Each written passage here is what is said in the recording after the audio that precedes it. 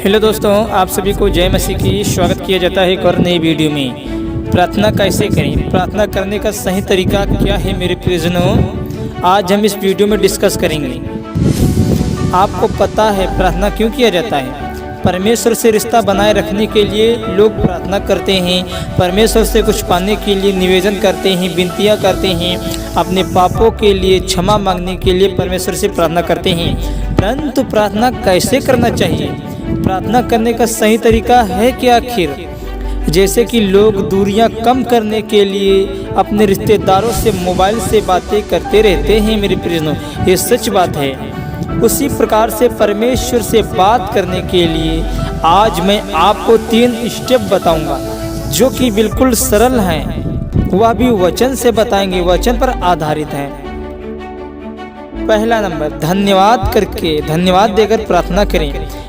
पहला, परमेश्वर को धन्यवाद देकर प्रार्थना शुरू कीजिए, क्योंकि भजन संहिता अध्याय 100 के 4 वचन में लिखा हुआ है, उसके फाटकों से धन्यवाद और उसके आंगनों में स्तुति करते हुए प्रवेश करो, उसका धन्यवाद करो और उसके नाम को धन्य कहो मेरे प्रियजनों, क्योंकि वह धन्य है परमेश्वर। एक समय की बात है कि जब यीशु मसीह किसी जगह प्रार्थना कर रहा था, जब वह प्रार्थना कर चुका तो उसके चेलों में से एक ने उससे कहा, हे प्रभु हमें प्रार्थना करना सिखा।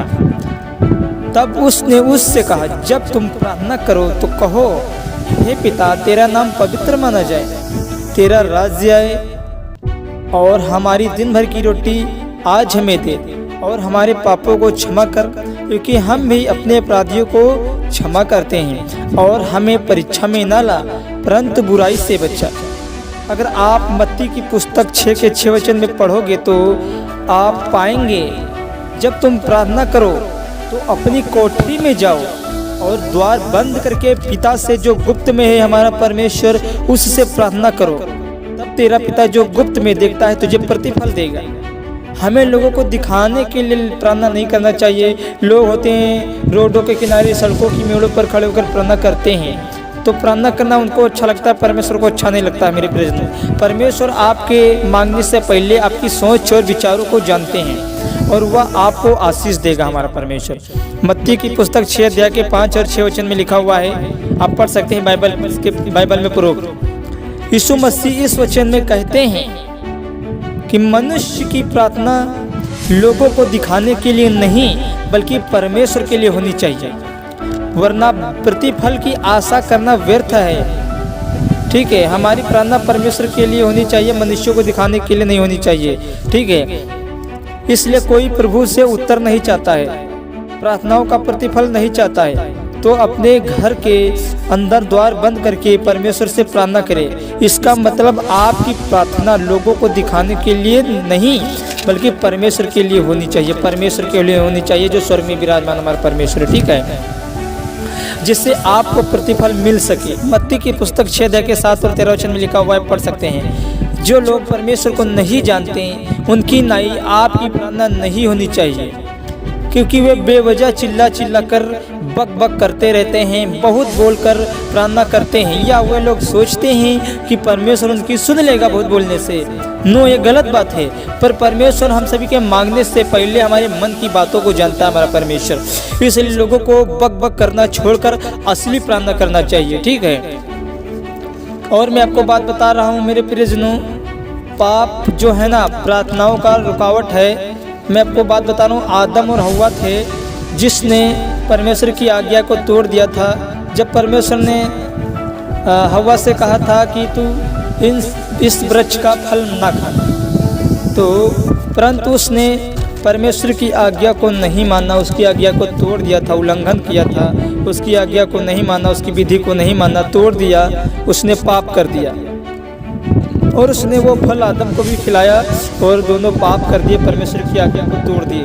उसी वक्त परमेश्वर ने उन्हें आदम वाटिका से निकाल दिया था। ठीक है, और हम सभी के जीवन में जो पाप रहता है, ठीक है, वो प्रार्थनाओं का रुकावट है, क्योंकि यीशु मसीह पापियों की प्रार्थना कभी नहीं सुनता है, न स्वीकार करता है, क्योंकि यीशु मसीह पवित्र है। यीशु मसीह का वचन कहता है, जैसा तुम्हारा बुलाने वाला पवित्र है वैसा तुम भी अपने सारे चाल चलन में पवित्र बनो।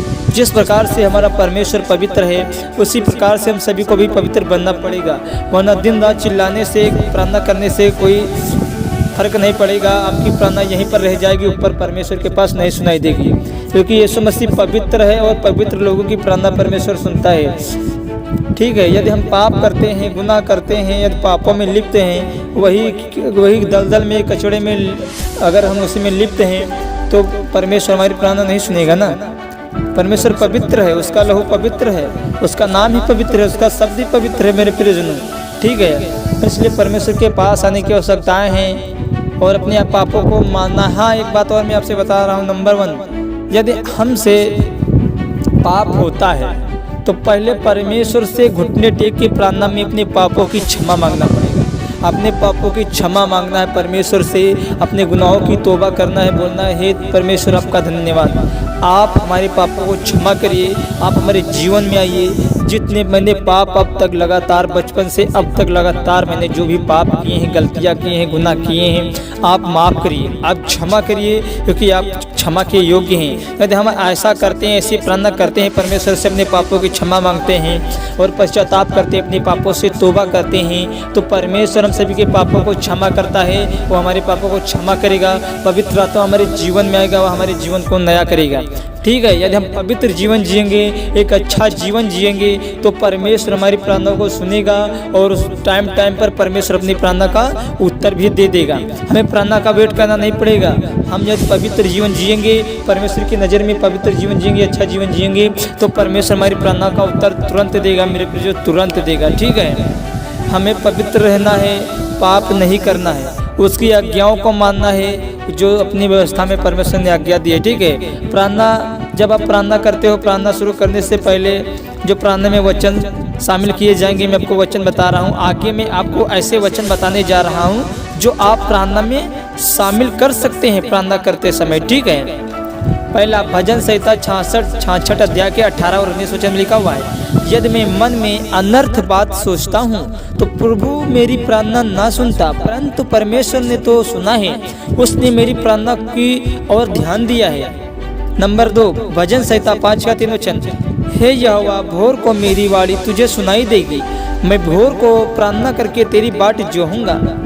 भजन संहिता 50 का 15 वचन में लिखा हुआ है, और संकट के दिन मुझे पुकार, मैं तुझे छुड़ाऊंगा और तू मेरी महिमा करने पाएगा।